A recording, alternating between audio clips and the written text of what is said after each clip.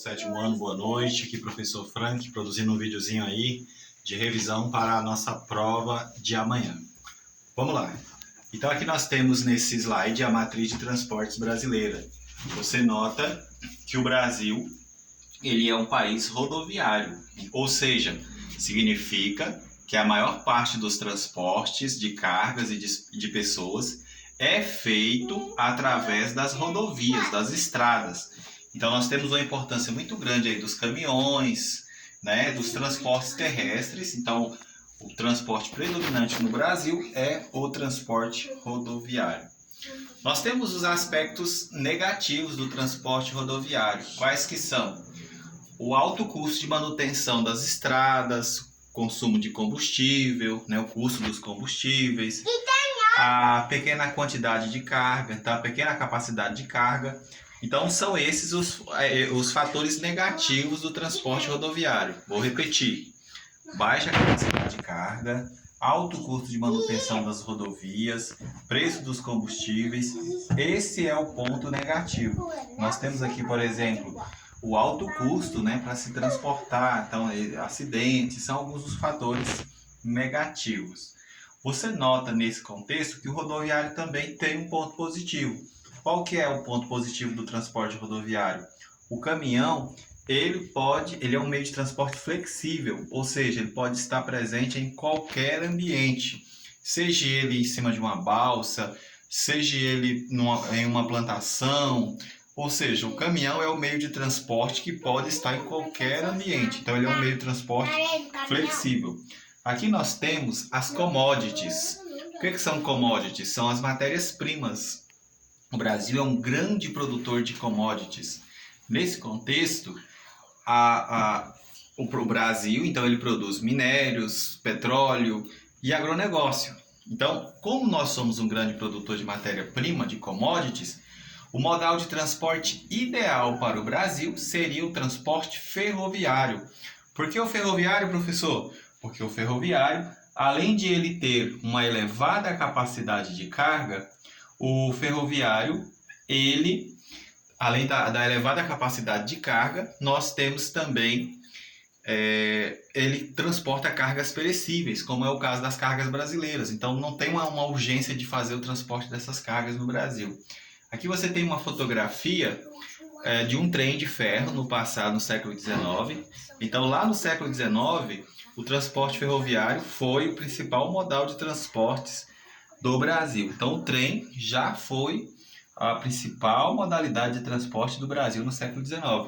Aqui nós temos então o ilustre presidente J.K. Juscelino Kubitschek. Então Juscelino foi o responsável pela construção de Brasília. Nos anos 50 ele implantou o chamado Plano de Metas. Nesse plano de metas, além da construção da nova capital, Brasília, J.K. também implantou a construção de estradas ligando a nova capital a diferentes partes do Brasil. Então, nesse período do Juscelino, nós tivemos a expansão do rodoviarismo no Brasil. Então, você vai responder na sua prova, você vai dizer, olha, durante o governo de Juscelino Kubitschek, através do plano de metas, foram construídas estradas ligando a capital a várias direções do Brasil. Além disso, lembrem-se que eu comentei com vocês sobre a pressão exercida pela indústria automobilística. Aqui nós temos uma fotografia de Juscelino em um carro da Mercedes, um carro inglês.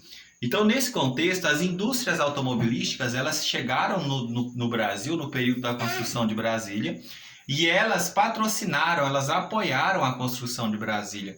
Em contrapartida, essas indústrias elas queriam que o Brasil construísse estradas, porque quanto mais estradas, mais carros eles venderiam e mais lucro eles teriam. Então nós vamos colocar na prova que o rodoviarismo no Brasil tem uma relação direta com o governo de JK, com a construção de Brasília, que foi o período onde nós tivemos a construção de estradas ligando os diferentes territórios do nosso país.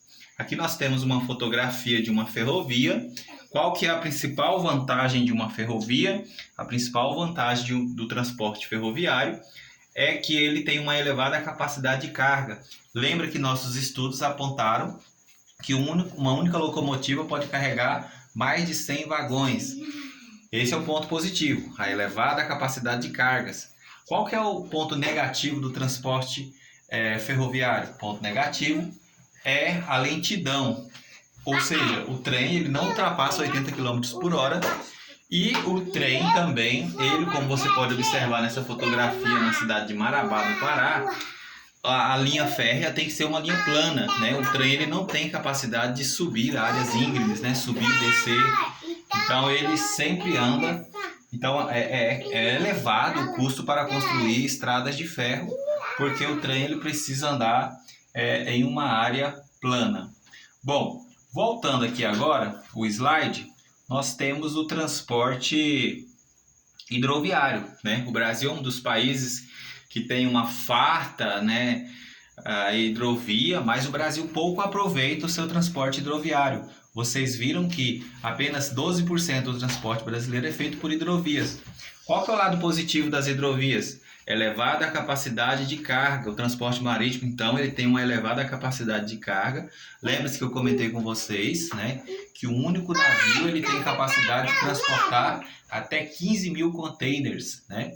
Você nota que o lado negativo do transporte hidroviário é que vai depender muitas das vezes do nível dos rios, né? Então, em períodos de estiagem, os barcos vão deixar de circular em determinadas áreas.